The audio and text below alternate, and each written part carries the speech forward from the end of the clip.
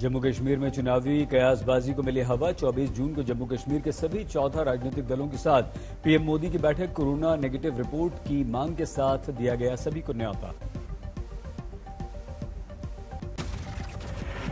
महबूबा मुफ्ती ने पीडीपी की बुलाई बैठक। खुद प्रधानमंत्री के संग बैठक में शामिल होने के पक्ष में नहीं बोली। अभी सिर्फ फोन आया, नहीं मिला कोई औपचारिक न्योता।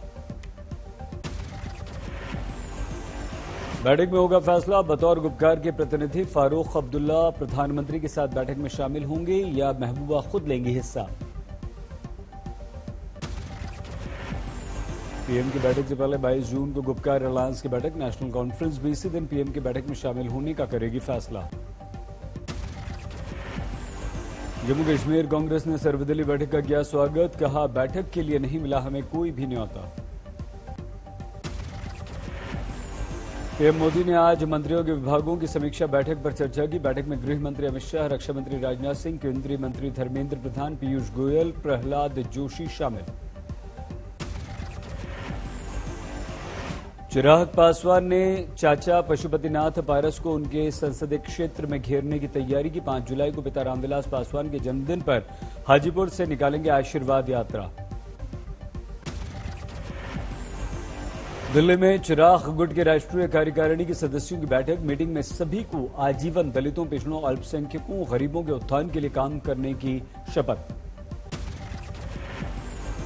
कल चिराग के चाचा ने भंग कर दी थी एलजेपी की राष्ट्रीय कार्यकारिणी। नई कमेटी का कर दिया था गठन। चिराग पासवान ने कल लोकसभा अध्यक्ष ओम बिरला से भी मुलाकात की। सामने रखा था अपना पक्ष। शिवसेना विधायक प्रताप सरनाइक ने मुख्यमंत्री उद्धव ठाकरे को लिखा पत्र। फिर से बीजेपी से गठजोड़ और पीएम मोदी के नेतृत्व में आगे बढ़ने का दिया सुझाव।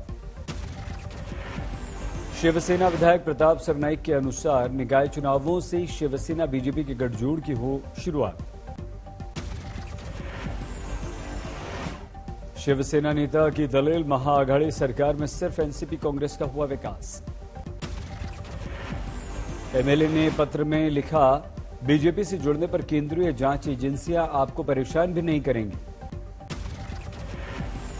एमएलए के बयान पर बोले बीजेपी नेता किरीट सोमैया, जांच के डर से दे रहे हैं ऐसा बयान। इन सबको तो जेल जाना चाहिए और जेल जाना इनका तय है। बाराबती में बीजेपी एमएलसी गोपीचंद उद्धव सरकार पर बरसे। कहा, गठबंधन दलों में कोई तालमेल नहीं, सिर्फ वसूली के लिए चल रही है सरकार। बीजेपी एमएलसी गोपीचंद ने कहा, उद्धव सरकार में कांग्रेस है शक्तिहीन, सिर्फ चाचा भतीजे के आगे हिला रही है गर्दन। अलवर के खेलड़ी गांव पहुंचे सचिन पायलट। शेर सिंह जाटव को दी श्रद्धांजलि। परिजनों ने शेर सिंह को शहीद का दर्जा दिलाने की मांग की। सचिन के पहुंचने पर जुटी भीड़, लेकिन कांग्रेस सीनियर और लोकल नेताओं ने बनाई दूरी।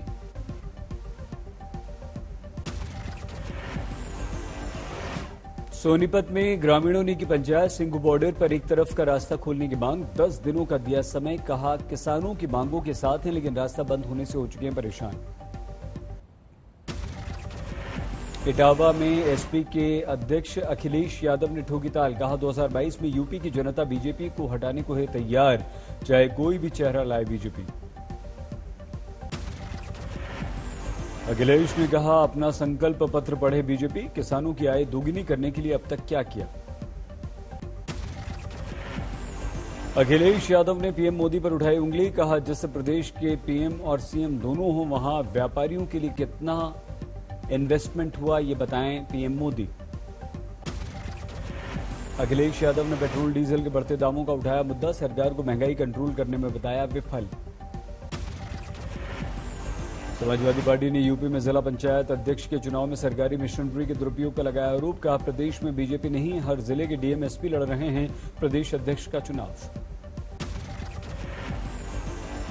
पंजाब में कांग्रेस के कलह के बीच राजनीतिक जड़ें जमाने में जुटी आम आदमी पार्टी। कल पंजाब जाएंगे दिल्ली के मुख्यमंत्री अरविंद केजरीवाल। सीएम केजरीवाल ने पंजाब दौरे से पहले किया ट्वीट। पंजाब चाहता है बदलाव, केवल आम आदमी पार्टी से है उम्मीद। कैप्टन अमरिंदर पर आपके सांसद भगवत मान का हमला। का पिछले 4.5 साल में सिर्फ 3 लोगों को मिली सरकारी नौकरी और तीनों कांग्रेस के नेताओं की बेटी। पंजाब में कांग्रेस का अंदरूनी विवाद थम नहीं रहा। मंगलवार को सोनिया गांधी से मिलेंगे कैप्टन अमरिंदर।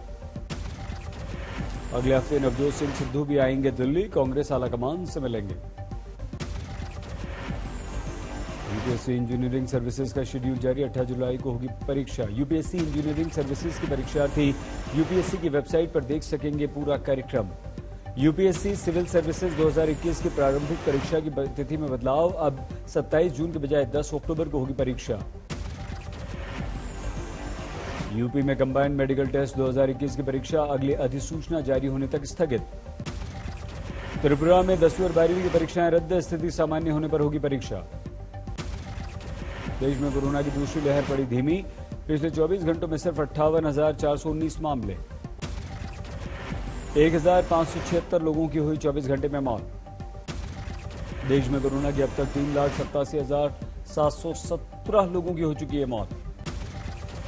अभी भी 7,29,243 एक्टिव कोरोना केस देश में हैं। वैक्सीन लगाने में काफी तेजी, 27,67,00,000 से ज्यादा लोगों का वैक्सीनेशन। यूपी में कोरोना की नई गाइडलाइंस जारी, अब सुबह 7 बजे से शाम 9 बजे तक सभी खुलेंगी दुकानें, मॉल्स, बाजार। यूपी में किसी भी जिले में 500 से ऊपर कोरोना केस होने पर लग जाएगा अपने आप कोरोना कर्फ्यू। यूपी में साप्ताहिक बंदी रहेगी जारी, शादी समारोह में 50 लोगों को शामिल होने की मिली छूट। यूपी में अभी नहीं खुलेंगे स्विमिंग पूल, जिम और सिनेमा हॉल। यूपी में रेस्टोरेंट, होटल भी 50% क्षमता के साथ सुबह 7 से 9 बजे तक खुलेंगे। यूपी के मुरादाबाद में रेलवे स्टेशन पर जुटी ईंट भट्टा के मजदूरों की जबरदस्त भीड़, सभी घर जाने को लेकर परेशान। पटना हाईकोर्ट ने नीतीश सरकार को दिया निर्देश, हर दिन डिजिटल पोर्टल पर दी जाए कोरोना से मौत के आंकड़े। जिले में कोरोना के 24 घंटे में 135 नए मामले। उत्तराखंड में कोरोना के 220 नए केस, 5 की मौत। तेलंगाना में पूरी तरह से हटा दिया गया लॉकडाउन, राज्य सरकार का फैसला। वाराणसी में कोरोना कर्फ्यू पर आस्था भारी, गंगा दशहरा पर रोक के बावजूद स्नान करने पहुंचे श्रद्धालु। पुलिस और श्रद्धालुओं के आगे बेबस नजर आया प्रशासन, पुलिस लोगों से अपील करती रही, किसी ने नहीं सुनी। फर्रुखाबाद में गंगा स्नान पर उमड़ी भारी भीड़, कोरोना गाइडलाइंस की धज्जियां उड़ी। हरिद्वार में 20-21 जून को होने वाले गंगा स्नान को श्रद्धालुओं के लिए रद्द किया गया, कोरोना के कारण लिया फैसला। हर की पहाड़ी और घाटों पर गंगा स्नान पर प्रतिबंध का असर, खाली रहे घाट। गंगा दशहरा में उमड़ी श्रद्धालुओं की भारी भीड़, संगम में बेफिक्र लोग। श्रद्धालु लगा रहे हैं आस्था की डुबकी, सोशल डिस्टेंसिंग की उड़ी धज्जियां।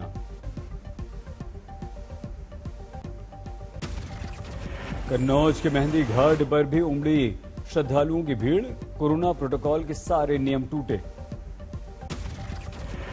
गंगा दशहरा पर गढ़ मुक्तेश्वर में भी जुटे श्रद्धालु किया पवित्र स्नान।